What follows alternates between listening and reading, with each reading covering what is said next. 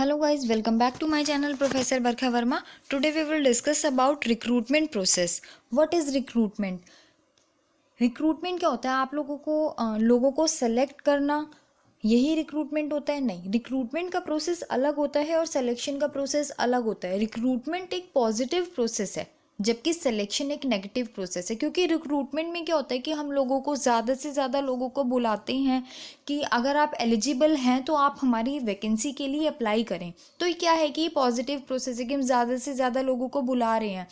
लेकिन सिलेक्शन क्या है? एक नेगेटिव प्रोसेस है। उसमें क्या होता है, जो भी बेस्ट कैंडिडेट होता है उसे हम सिलेक्ट करने के बाद बाकी सबको रिजेक्ट कर देते हैं, तो वो एक नेगेटिव प्रोसेस होता है। तो सबसे पहले तो आप ये समझ लीजिए कि सेलेक्ट करना is the another process and recruitment is the another process.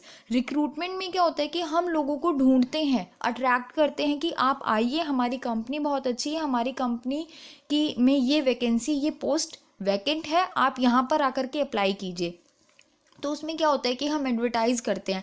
आपने देखा होगा कि जॉब वैकेंसी के लिए बहुत सारे एडवर्टीजमेंट्स आते हैं, उसमें एलिजिबिलिटी क्राइटेरिया, जो भी पोस्ट उनके पास वैकेंट है उसके बारे में जो भी इंफॉर्मेशन होती है, लाइक उनके पास किसी प्रोफेसर की वैकेंसी है, किसी टीचर की वैकेंसी है, मैथ्स का टीचर, साइंस का टीचर, तो जिस भी टीचर की वैकेंसी होती है उनके पास, उसके लिए वो प्रॉपर एलिजिबिलिटी क्राइटेरिया मेंशन करते हैं। So this is the find where you can find that you are eligible और नॉट। तो उस एडवर्टीजमेंट को देखने के बाद आपको पता लग जाता है कि हाँ, अगर आप एलिजिबल हैं तो आप आगे अप्लाई करते हैं। तो क्या होता है कि ये अट्रैक्ट करने का जरिया ही तो है कि हाँ, हमारी कंपनी में ये पोजीशन खाली है और आप यहाँ पर अप्लाई कर सकते हैं। तो so the process of finding and attracting capable candidates यानी कि जो भी कैंडिडेट्स एलिजिबल हैं वो अप्लाई कर सकते हैं जॉब के लिए। तो this is the process of recruitment. अब क्या होता है कि रिक्रूटमेंट आप दो सोर्सेज से कर सकते हैं। सबसे पहले आता है आपका इंटरनल सोर्सेज, देन आता है आपका एक्सटर्नल सोर्सेज। दोनों ही सोर्सेज के अपने अपने फ़ायदे और अपने अपने नुकसान हैं। तो इंटरनल सोर्सेज में क्या होता है कि ट्रांसफ़र है, जैसे ऑलरेडी जो लोग आपके ऑर्गेनाइजेशन में वर्किंग है, आपने उनको अपनी एक ब्रांच से दूसरी ब्रांच में ट्रांसफ़र कर दिया। अब ट्रांसफ़र क्या है, सेम ग्रेड पर होता है। ऐसा नहीं है कि आप क्लर्क हैं तो कल को आपको दूसरी ब्रांच में मैनेजर बना देंगे, ट्रांसफ़र करेंगे। तो ट्रांसफ़र सेम ग्रेड पर होता है। यहाँ पर भी अगर आप एज एन क्लर्क वर्क कर रहे हैं तो वहाँ पर भी एज एन क्लर्क वर्क करेंगे, अगर आप यहाँ पर एज अ मैनेजर वर्क कर रहे हैं तो वहाँ पर भी एज अ मैनेजर वर्क करेंगे। So this is the transfer where the location is changed, only the shift is in the location, not in the job position. Second आता है आपका प्रमोशन, जिसमें कि आपका जो पे स्केल है, जो आपका ग्रेड है जॉब का, वो बढ़ जाता है, यानी कि आप हायर पोस्ट पर प्रमोट हो जाते हैं। फिर आता है इंटरनल एडवर्टीजमेंट, जैसे कि आपने अपनी ऑर्गेनाइजेशन में ही लोगों को, एम्प्लॉयज़ को ये कह दिया कि हाँ, ये वैकेंसी खाली है, अगर कोई हो तो बताएं। So this is the internal advertisement. या फिर कोई सर्कुलेट कर दिया है कि this is the position where you can apply. तो इंटरनल एडवर्टीजमेंट होता है कि जब आपकी ऑर्गेनाइजेशन में से कोई भी पर्सन अपनी जॉब को छोड़ करके चला जाता है तो आप इंटरनली एक सर्कुलेट कर देते हैं कि हाँ, इस जॉब पोजीशन पर जो भी कैंडिडेट्स इंटरेस्टेड हैं वो अप्लाई कर सकते हैं। तो इंटरनली ही ये चलता है, बाहर के लोगों को इसकी इन्फॉर्मेशन नहीं होती है। फिर आता है रिटायरमेंट। अगर कोई पर्सन रिटायर हो गया तो डेफिनेटली उसकी जॉब पोजीशन खाली हो गई है, अब उसके लिए कोई और प्रमोट होकर के वहाँ पर आएगा, या फिर आप कोई भी प्रमोट होकर आएगा, या फिर किसी को डिमोट किया गया है तो वो भी आ सकता है, ट्रांसफ़र किया गया है तो वो भी आ सकता है। फिर आता है फॉर्मर एम्प्लॉयज़, जितने भी एम्प्लॉयज़ वहाँ पर वर्किंग है फॉर्मली, उनमें से कोई अप्लाई कर, former employees, sorry, this is the former employee, जो एम्प्लॉयज़ आपकी ऑर्गेनाइजेशन को छोड़कर जा चुके हैं किसी भी कारण से, अब आप उनको दोबारा बुला सकते हैं। सपोज़ किसी की कोई प्रॉब्लम थी, लाइक कोई हेल्थ इश्यूज़ थे जिसकी वजह से उसने क्विट कर दिया, अब वो ठीक है तो वो दोबारा से आ सकता है आपके ऑर्गेनाइजेशन में। सो this is the farmer employees, जो लोग आपके ऑर्गेनाइजेशन में पहले से ही काम कर चुके हैं। उसके बाद आता है प्रीवियस एप्लीकेंट, जिन्होंने पहले कभी अप्लाई किया था और आपने उन्हें शॉर्टलिस्ट नहीं किया या फिर सेलेक्ट नहीं किया, तो आप उन्हें दोबारा बुला सकते हैं। फिर आता है आपका एम्प्लॉय रेफरल्स, जो लोग आपके ऑर्गेनाइजेशन में ऑलरेडी वर्किंग है वो लोग किसी को रिकमेंड कर सकते हैं, दैट उनकी रिकमेंडेशन होती है कि आप अपने ही किसी रिलेटिव्स को, फ्रेंड्स को वो लोग रिकमेंड कर देते हैं। So this is employee referral. फिर आता है प्रेजेंट एम्प्लॉयज़, जो लोग ऑलरेडी वर्किंग हैं उन्हीं में से आप किसी को कहीं पर शिफ्ट करके उस वैकेंट जॉब पोजीशन को फिल कर सकते हैं। So this is internal sources, यानी कि ऑर्गेनाइजेशन के इंटरनल एनवायरनमेंट में से ही जो लोग ऑलरेडी वहाँ पर वर्किंग हैं उन्हीं में से ही आपको शिफ्ट करके, प्रमोट करके, एडवर्टाइज करके, किसी फॉर्मर एम्प्लॉय को बुला करके इंटरनली आप रिक्रूटमेंट कर लेते हैं जॉब पोजीशन के लिए। नेक्स्ट आता है आपका एक्सटर्नल सोर्सेज, यानी कि जब आप बाहर की दुनिया में एडवर्टाइज़ करते हैं अपनी वैकेंट जॉब पोजीशन के बारे में, ताकि जो नया टैलेंट है, जो न्यू आइडियाज़ हैं, न्यू स्किल्स हैं, जिन लोगों में भी हैं, वो आकर के अप्लाई करें और आपकी ऑर्गेनाइजेशन को बेनिफिट दें। तो इससे क्या होता है, सबसे पहले है ये, इसका जो सोर्स है वो है एडवर्टीज़मेंट। आप डिजिटल मोड में भी एडवर्टाइज़ कर सकते हैं, लाइक naukri.com है, बहुत सारी ऐसी वेबसाइट्स हैं जहाँ पर आप एडवर्टाइज़ कर सकते हैं। बहुत सारे अब तो टेलीग्राम चैनल्स भी हैं जहाँ पर आप लोग अप्लाई कर सकते हैं। फिर आता है कैंपस रिक्रूटमेंट आपके कॉलेजेस में, जैसे कि अगर जो लोग रेगुलर कॉलेज जाते हैं वहाँ पर कैंपस रिक्रूटमेंट होती है। जितनी भी बड़ी बड़ी कंपनीज़ हैं वो फ्रेश टैलेंट को रिक्रूट करने के लिए वहाँ पर आती है। तो जितने भी अच्छे अच्छे, बहुत ज़्यादा लगता है उनको कि बहुत ज़्यादा टेक्निकल और प्रोफेशनल स्टूडेंट्स हैं, उनको वो लोग रिक्रूट कर लेते हैं। फिर आता है e recruitment. E recruitment is a digital mode of recruitment, जिसमें कि आप ऑनलाइन इंटरव्यूज़ करते हैं, ऑनलाइन अपने बारे में, अपनी कंपनी की वैकेंट जॉब पोजीशन के बारे में लोगों को बताते हैं, एडवर्टाइज़ करते हैं, न्यूज़पेपर्स में निकालते हैं। ई रिक्रूटमेंट बेसिकली डिजिटल मोड में होता है, यानी कि या तो आप मेल्स के थ्रू या फिर आप इंटरनेट पर किसी भी एडवर्टीज़मेंट के थ्रू आप लोगों तक पहुँचाते हैं कि हमारे यहाँ ये जॉब पोजीशन खाली है। आजकल इंस्टाग्राम पे भी, सोशल मीडिया पर आप लोग एडवर्टाइज़ कर सकते हैं। So this is the process of E recruitment, जिसमें कि आप इंटरनेट का सहारा लेते हैं। फिर आता है एम्प्लॉयमेंट एक्सचेंजेस। जितने भी एम्प्लॉयमेंट एक्सचेंजेस हैं, लोग जितने भी एलिजिबल कैंडिडेट्स होते हैं वो वहाँ पर अपने आप को रजिस्टर करा लेते हैं, जिससे कि क्या होता है, जितना भी एम्प्लॉयमेंट एक्सचेंज के पास जो डाटा होता है, वहाँ से लोग, कंपनीज जो हैं, उस डाटा को उठा करके लोगों को बुला लेती है कि इंटरव्यू के लिए, that you are eligible for this job position and if you are interested then you can come for this job position. तो क्या होता है कि एम्प्लॉयमेंट एक्सचेंज के पास जो लोग रजिस्टर करा लेते हैं उनको जॉब मिलने के चांसेस बढ़ जाते हैं, यानी कि उनको वैकेंसीज़ के बारे में पता लगता रहता है। फिर आते हैं वॉक इन इंटरव्यूज़। जितना भी सिलेक्शन प्रोसेस होता है, कभी किसी को बुलाना है, कभी किसी को बुलाना है, तो इसके लिए क्या होता है कि जब भी एडवर्टाइज़ करते हैं तो उसमें नीचे लिख देते हैं walk in interview. Walk in interview का मतलब होता है वहाँ पर कोई भी जा कर के अपना इंटरव्यू दे सकता है, अपने डॉक्यूमेंट्स वगैरह वेरीफाई करा सकता है और जॉब पोजीशन के लिए अगर वो लोग सेलेक्ट करते हैं तो आगे वो कंटिन्यू कर सकते हैं। तो वॉक इन इंटरव्यू में किसी को भी कॉल करके या मेल करके बुलाया नहीं जा सकता, कोई भी वहाँ जा कर के अप्लाई कर सकता है, जिससे कि जो रिक्रूटर्स हैं, जो लोग रिक्रूट करते हैं, उनका टाइम बच जाता है हर किसी को मेल करने का, फ़ोन करने का, बताने का। वॉक इन इंटरव्यू का मतलब है इस डेट पर है, इस टाइम पर है, जो भी इंटरेस्टेड है वो वहाँ पर जा सकता है। फिर आता है कुछ कॉन्ट्रैक्टर्स होते हैं जो जॉब लगवाने का काम करते हैं, कुछ कैजुअल कॉलर्स होते हैं जो कॉल करके बताते हैं कि हाँ ठीक है, आपने देखा होगा कुछ लोग ऐसे होते हैं कि अगर हम आपकी जॉब लगवा देते हैं तो आपको फर्स्ट मंथ की सैलरी देनी होगी। कुछ इस तरीके के कैजुअल कॉलर्स होते हैं जो आपको जॉब लगवाने में आपकी हेल्प करते हैं। So these are the sources of external recruitment, जिसमें कि आप बाहर की दुनिया से कनेक्ट हैं और हर न्यू पर्सन से आप कनेक्ट कर सकते हैं। एंड नेक्स्ट आता है आपका फैक्ट्री गेट्स। जितने भी फैक्ट्री वर्कर्स होते हैं, वहाँ पर देखा होगा कोई वर्कर चला जाता है तो वहाँ पर एक पोस्टर लगा दिया जाता है कि इस तरीके की डाई मेकर की या किसी भी कोई भी वैकेंसी है वहाँ पर, स्वीपर की अगर खाली है तो वो बाहर एक नोटिस लगा दिया जाता है कि ये जॉब पोजीशन खाली। तो factory gates are also the sources of external recruitment. अब हर सोर्स के अपने मेरिट्स एंड डीमेरिट्स हैं। तो इंटरनल सोर्सेज के मेरिट्स हैं कि वो इकोनॉमिकल है, आपको एडवर्टाइज़ नहीं करना है, अपना टाइम नहीं लगाना है, पैसा नहीं लगाना है एडवर्टाइज़ करने के लिए। सो दिस इज़ इकोनॉमिकल, आपका टाइम, पैसा, मनी सब कुछ बचता है। फिर आता है सुटेबल कैंडिडेट्स। अब जितने भी कैंडिडेट्स जो भी जिसमें ज़्यादा एबिलिटी है, जो ज़्यादा स्किलफुल पर्सन है, तो वो बेस्ट कैंडिडेट आप जो भी सुटेबल है उसको आप जानते होते हैं क्योंकि वो ऑलरेडी आपकी ऑर्गेनाइजेशन में वर्किंग होता है। सूटेबिलिटी यही मैटर करती है कि वहाँ पर आप लोगों को जानते हैं, आपको पता है किसके अंदर कौन सी एबिलिटी है। तो सूटेबल कैंडिडेट को आप उठा करके सूटेबल कैंडिडेट को आप अप्लाई करवा सकते हो वैकेंट जॉब पोजीशन के लिए। फिर आता है रिजोल्यूट, यानी कि have info regarding candidate suitability for a position, यानी कि ऑर्गेनाइजेशन के पास हर कैंडिडेट की जितनी भी इंफॉर्मेशन होती है वो उनके पास होती है, तो वो अपने अकॉर्डिंग सूटेबिलिटी चेक करके उसको जॉब पोजीशन पोजीशन पर उसके अकॉर्डिंग जॉब पोजीशन दे सकते हैं। फिर है सेटिस्फाइंग, अगर आपकी ऑर्गेनाइजेशन में ही रेगुलर ये अपॉर्चुनिटीज़ बनी रहती है कि हाँ आपका प्रमोशन हो सकता है, एडवांसमेंट की अपॉर्चुनिटीज़ बनी रहती है, तो ये औरों को भी इनकरेज करती है कि किस तरीके से हम अपना काम बेहतरीन करें जिससे कि हमारा भी प्रमोशन हो जाए। तो इससे क्या होता है, एक सेटिस्फाइंग नेचर आपको अपनी कंपनी को लेकर के एक पॉजिटिव वे बन जाता है कि नहीं मैं अपनी कंपनी में काम करूँगा क्योंकि यहाँ पर प्रमोशन जल्दी मिलता है। तो कहीं ना कहीं एक सेटिस्फाइंग नेचर को भी इनकरेज करता है। फिर आता है डीमेरिट्स। अब अगर आप इंटरनली ही लोगों को रिक्रूट करते रहेंगे, बाहर के लोगों को पता ही नहीं लगेगा आपकी जॉब पोजीशन के बारे में, तो आपके पास एक लिमिटेड चॉइस ऑफ नंबर हो जाएगी कि हाँ जितने कैंडिडेट्स हैं बस उन्हीं में से आपको कोई ना कोई पर्सन सेलेक्ट करना है। अगर आप एक्सटर्नल सोर्स के पास जाते हैं तो वहाँ पर आपके पास नंबर ऑफ कैंडिडेट्स बढ़ जाते हैं, नंबर ऑफ टैलेंट बढ़ जाता है। बट अगर आप इंटरनली ही रिक्रूट कर रहे हैं तो आपके पास चॉइस लिमिटेड हो जाती है। फिर आता है इनब्रीडिंग। इनब्रीडिंग से क्या होता है कि जितना भी नया टैलेंट है वो प्रिवेंट होता है आपकी ऑर्गेनाइजेशन में आने से, यानी कि it enable to think new ways to add dynamics, यानी कि आप अपनी ऑर्गेनाइजेशन में जो डिफरेंट कल्चर है, डिफरेंट लैंग्वेजेस है, डिफरेंट टैलेंट है, वो नहीं आ पाता है इनब्रीडिंग से।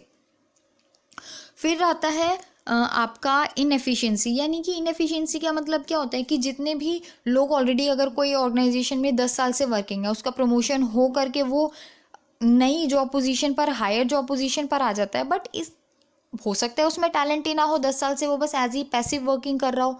तो मेरिट के बेसिस पे नहीं, सीनियरिटी के बेसिस पर जब प्रमोशन होता है तो ये इनएफिशिएंसी को बुलावा देता है, यानी कि वो लोग ज़्यादा अच्छे से काम नहीं कर पाते हैं क्योंकि उनका सीनियरिटी की वजह से प्रमोशन हुआ है, ना कि उनकी एफिशिएंसी की वजह से। यानी मेरिट बेसिस पर नहीं, सीनियरिटी बेसिस पर जब प्रमोशन होता है तो उसे इनएफिशिएंसी होती है। फिर आता है bone of contention. Bone of contention का मतलब है कि जैसे जैसे टाइम पीरियड बीतता है वैसे वैसे ऑर्गेनाइजेशन की जितनी भी प्रीमियम जॉब्स हैं उनको लेकर के एक कॉम्पिटिटिव एनवायरनमेंट बन जाता है, यानी कि उस जॉब पोजीशन को अचीव करने के लिए ऑर्गेनाइजेशन में एक बहुत ज़्यादा कंपटीशन वाला माहौल हो जाता है, जिससे कि कॉन्फ्लिक्ट्स भी बढ़ जाते हैं कभी कभी। सो this is a bone of contention. ये एक डीमेरिट है क्योंकि कहीं ना कहीं ऑर्गेनाइजेशन में ये चीज़ें कॉन्फ्लिक्ट को बुलावा देती हैं। देन आता है आपके एक्सटर्नल सोर्सेज के मेरिट्स एंड डीमेरिट्स। अब मैंने आपको बताया था कि इसमें एक्सटर्नली जब आप अपनी वैकेंसी के लिए एडवर्टाइज करते हैं तो आपके पास चॉइस बढ़ जाती है, वाइड चॉइस हो जाती है, नंबर ऑफ कैंडिडेट्स बढ़ जाते हैं। फिर आता है इंजेक्शन ऑफ फ्रेश ब्लड, यानी कि जितने भी यंगस्टर्स हैं, जितना भी नया टैलेंट है वो आपके ऑर्गेनाइजेशन में आता है तो आपको भी बेनिफिट होता है। मोटिवेशनल वर्कफोर्स में क्या होता है कि जो लोग आपकी ऑर्गेनाइजेशन में ऑलरेडी वर्किंग है और उनके साथ जब बाहर का टैलेंट काम करने के लिए आता है तो वो उन्हें इनकरेज करता है कि किस तरीके से आप और ज़्यादा वर्क हार्ड करें, जिससे कि आप बाहर के जो भी कैंडिडेट्स एक्सटर्नली रिक्रूट हुए हैं उनके बराबर काम कर सके। तो it encourages to work hard and compete with the external prospects. फिर आता है आपका लॉन्ग टर्म बेनिफिट्स, यानी कि जब ये लोग जो बाहर से लोग रिक्रूट किए गए हैं वो आपकी जॉब कोई अच्छी रैंक ले लेते हैं, join the ranks, and so it increases the fresh ideas. जो भी फ्रेश आइडियाज़ होते हैं आपके ऑर्गेनाइजेशन में एक कॉम्पिटिटिव इन्वायरमेंट बन जाता है, लोग एक दूसरे से आगे बढ़ना चाहते हैं, बेहतरीन काम करना चाहते हैं, तो लॉन्ग टर्म में ये ऑर्गेनाइजेशन को बेनिफिट देता है। अब डीमेरिट्स कुछ ऐसे हैं कि एक्सपेंसिव प्रोसेस होता है, आपको एडवर्टाइज़ करना पड़ता है, बहुत सारा टाइम लगाना पड़ता है, कभी कभी एक्सपर्ट्स को बुलाना पड़ता है इंटरव्यू लेने के लिए, उन्हें भी पे करना पड़ता है, कंसल्टेशन फ़ीस प्रोवाइड करनी पड़ती है। क्योंकि अगर आप लोगों को आउटसोर्स करते हैं, यानी कि किसी थर्ड पार्टी को आप हायर करते हैं रिक्रूट करने के लिए, तो आपको उनकी कंसल्टेंट फ़ीस भी प्रोवाइड करनी पड़ती है, तो कहीं ना कहीं ये एक्सपेंसिव प्रोसेस होता है। फिर आता है आपका टाइम कंज्यूमिंग प्रोसेस है, क्योंकि लोगों को रिक्रूट करना, उन्हें बुलाना, मेल करना, उनके इंटरव्यूज़ लेना, then selection process, so it is a time consuming process also.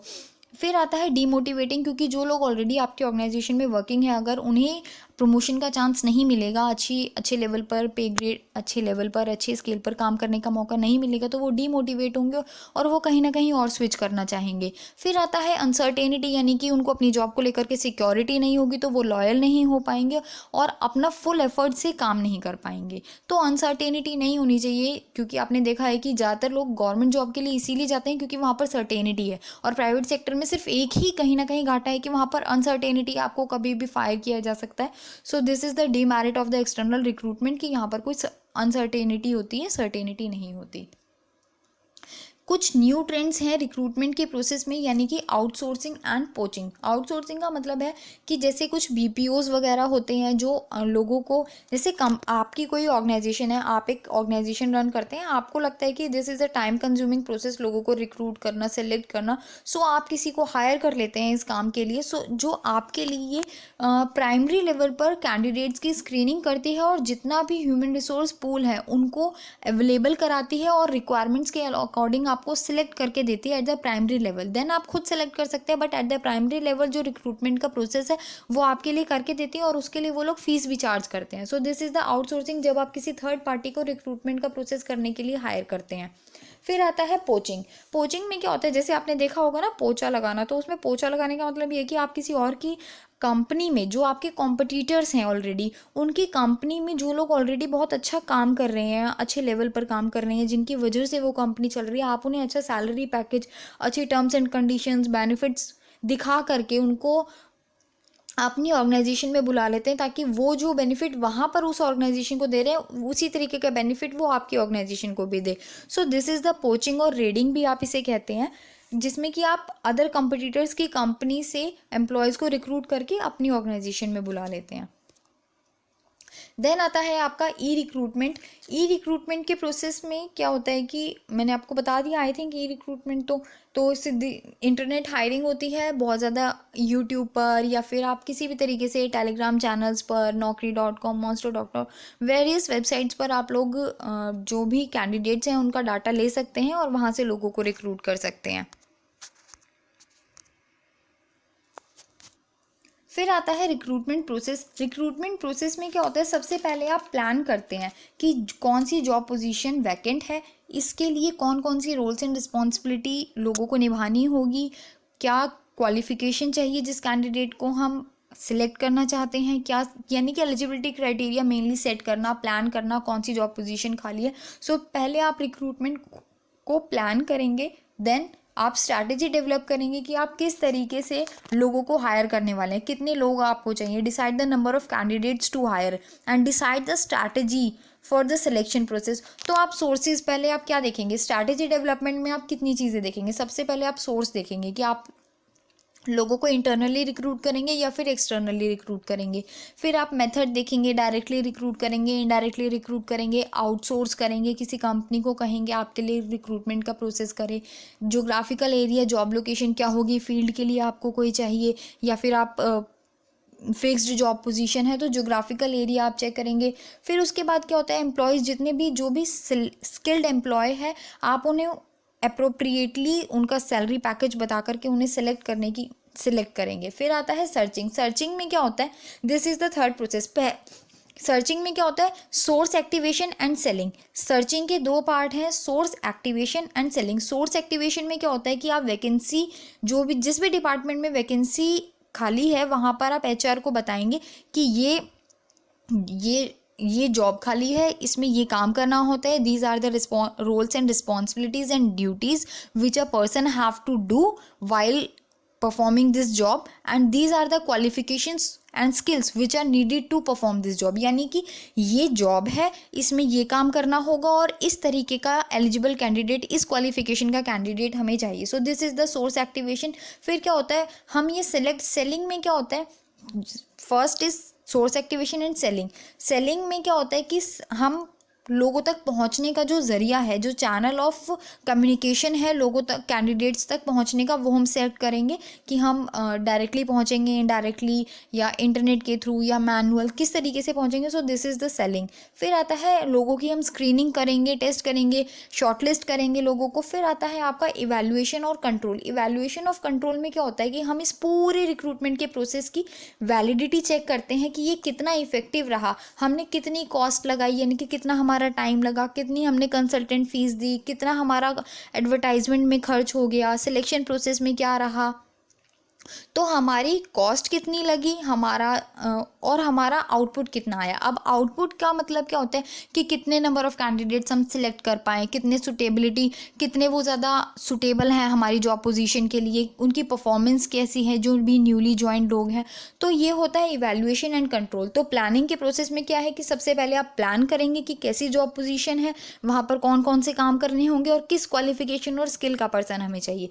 Then आप स्ट्रैटेजी डेवलप करेंगे कि आप किस तरीके से लोगों को रिक्रूट करने वाले हैं, एक्सटर्नली रिक्रूट करेंगे, इंटरनली करेंगे, डायरेक्टली करेंगे, इनडायरेक्टली करेंगे, जोग्राफिकल एरिया, जॉब लोकेशन क्या होगी, देन किस तरीके के क्या आप उनको पे स्केल प्रोवाइड करने वाले हैं। तो ये सब कुछ डिसाइड करने के बाद आप सर्चिंग करेंगे, यानी कि लोगों को ढूंढना शुरू करेंगे कि हाँ हमारे पास ये जॉब पोजीशन है, ये काम करना होगा, ये क्वालिफिकेशन चाहिए। देन आप उन तक पहुंचने का एक चैनल डिसाइड करेंगे कि आप किस तरीके से उन कैंडिडेट्स तक पहुंच सकते हैं। फिर आता है उन कैंडिडेट्स की स्क्रीनिंग करेंगे, शॉर्टलिस्ट करेंगे।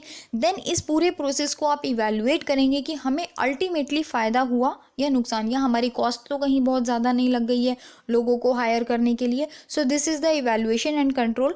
ये रिक्रूटमेंट का प्रोसेस, रिक्रूटमेंट का टॉपिक मैंने आपका पूरा कंप्लीट करा दिया है। इसमें कहीं से भी कोई क्वेश्चन आएगा तो आप लोग अटेम्प्ट ज़रूर करके आइएगा, एंड कहीं कोई प्रॉब्लम लगी तो आप लोग कमेंट सेक्शन में मेंशन कर सकते हैं। लाइक शेयर सब्सक्राइब करना ना भूलें। Thank you.